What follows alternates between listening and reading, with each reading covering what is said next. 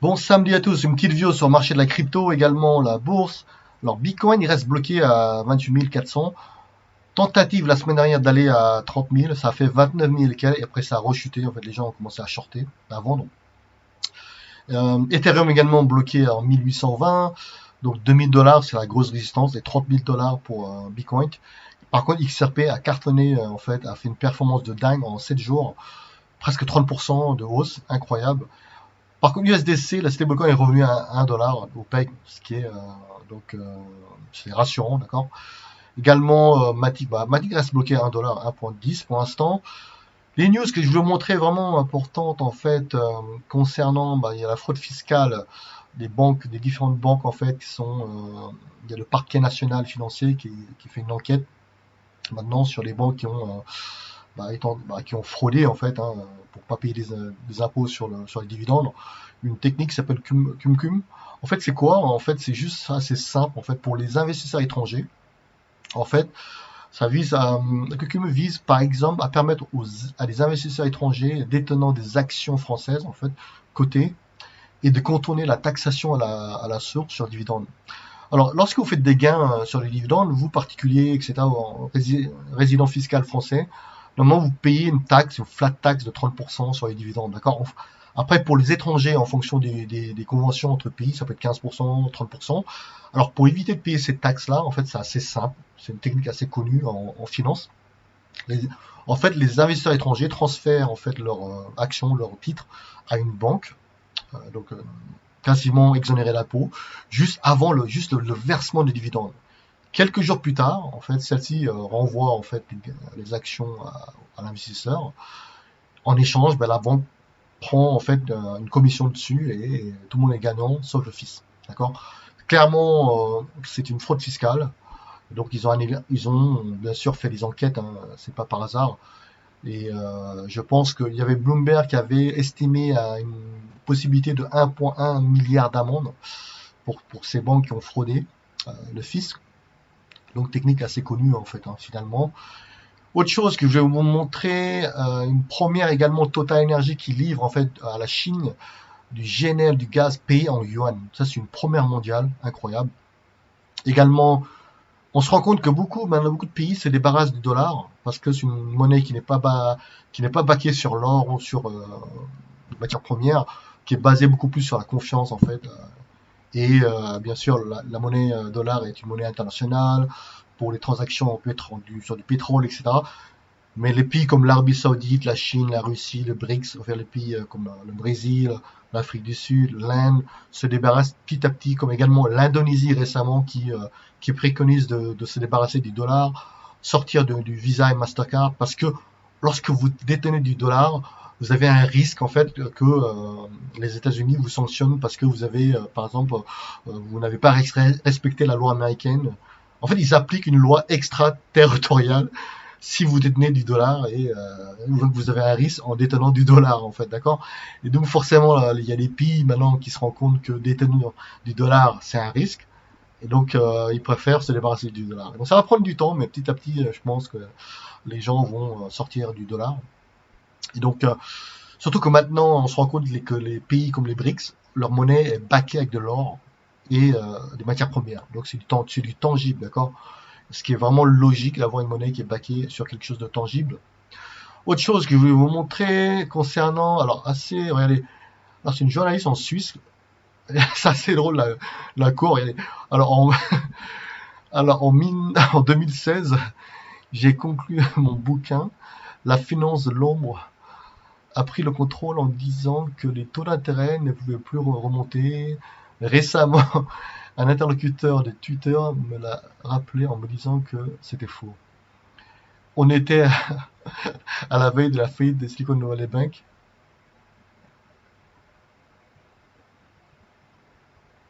Et en fait, elle veut me montrer pourquoi cette courbe. Parce que, en fait, faut vraiment que je vous explique, en fait. Alors, les réunions de la Fed, vous voyez, de Mr. Powell, il explique devant tout le monde à la télé qu'ils vont lutter contre l'inflation. D'accord. Ça, c'est le discours officiel en public. Parce que vous avez de l'inflation de 10%, 15%, 6%, peu importe. il faut contrôler l'inflation. Parce que l'inflation, ça rogne en fait l'épargne, votre monnaie perd de la valeur chaque jour qui passe à cause de l'inflation. Alors, la politique monétaire, c'est de d'osser les taux, d'accord, et de rendre l'argent beaucoup plus cher pour contrôler l'inflation.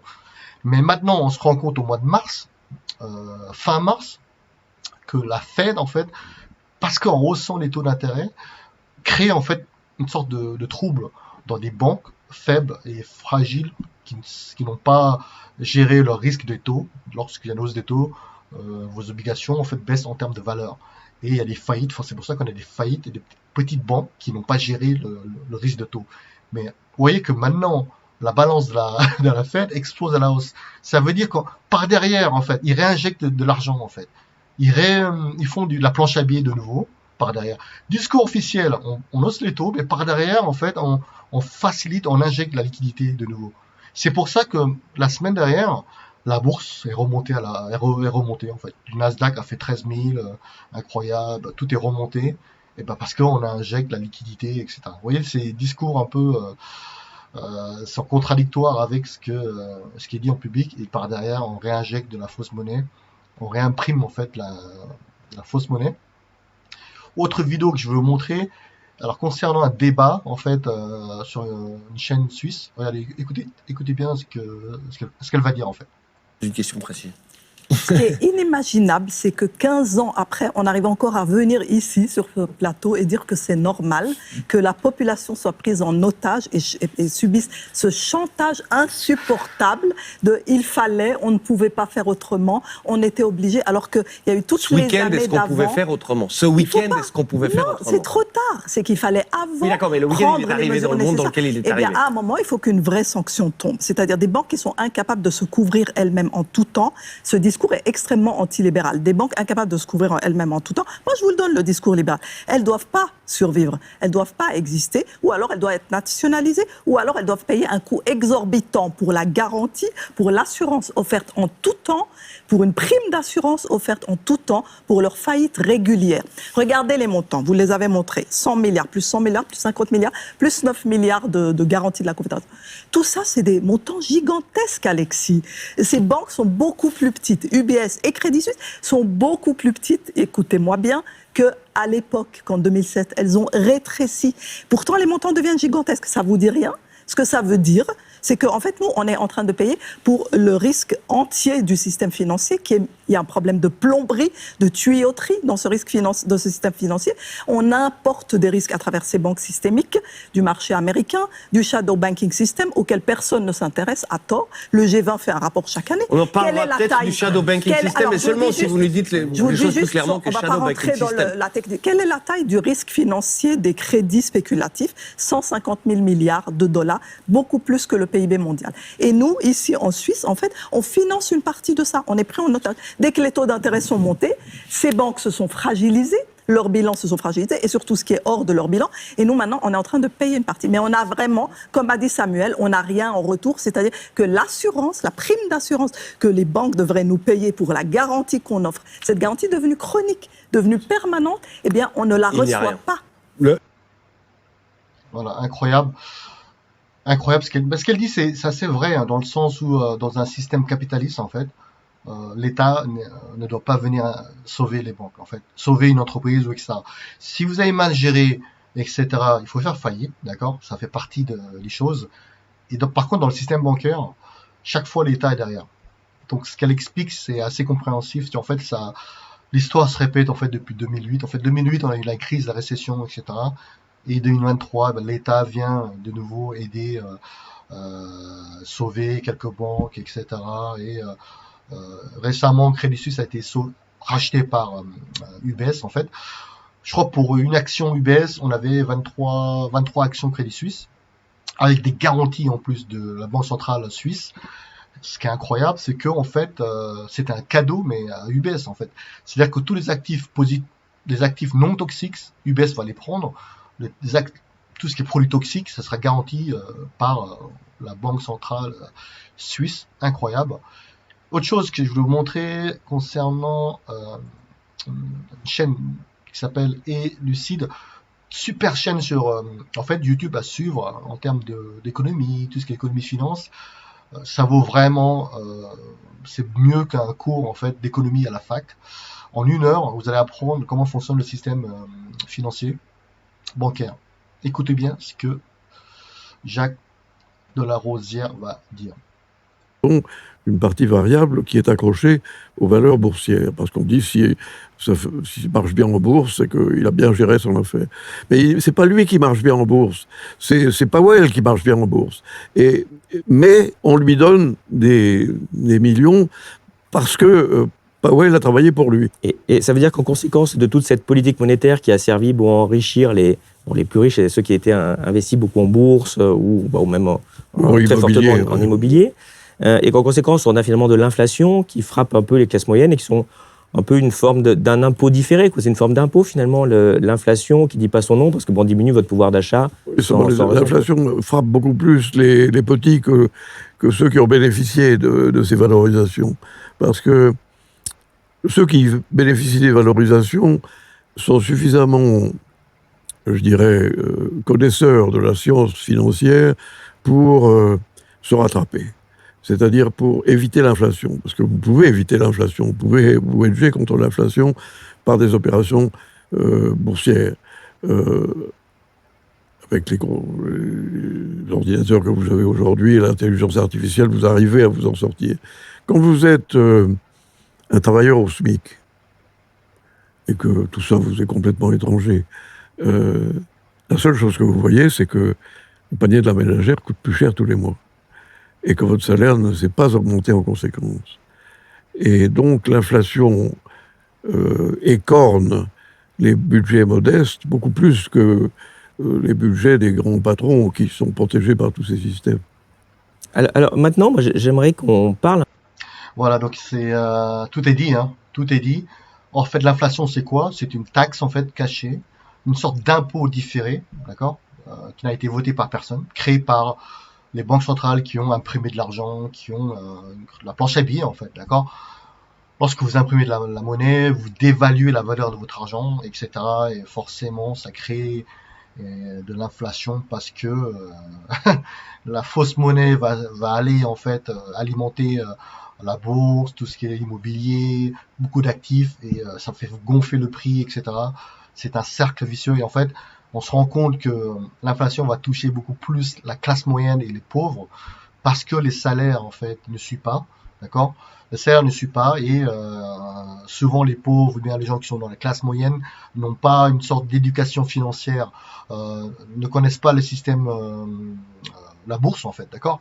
Et il explique à la fin, Jacques de la Rosière, en fait, tu peux couvrir contre l'inflation, mais il faut connaître le système, il faut savoir placer son argent. C'est-à-dire que laisser son argent en banque, en fait, vous allez perdre de l'argent à cause de l'inflation.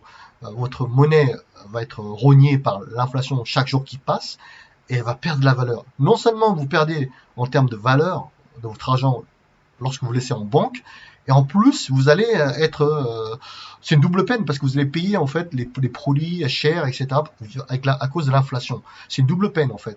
Et le seul moyen pour lui, il explique très bien, mais il ne le dit pas clair, mais en fait pour couvrir contre l'inflation, il faut placer votre argent dans des actifs en fait qui montent en fait, d'accord. Bien sûr, dans ce cas-là, ça peut être de la bourse, ça peut être de l'immobilier, ça peut être voilà, c'est des investissements de diversification en fait à faire. Et beaucoup de gens ne connaissent pas forcément le système, ne se forment pas, ne cherchent pas non plus à comprendre. C'est pour ça qu'après, ils deviennent pauvres, etc. Et à la fin du mois, il reste plus rien dans le compte bancaire. Ils n'ont pas su créer en fait une sorte de revenu passif qui leur permet en fait de couvrir en fait la hausse des prix, etc.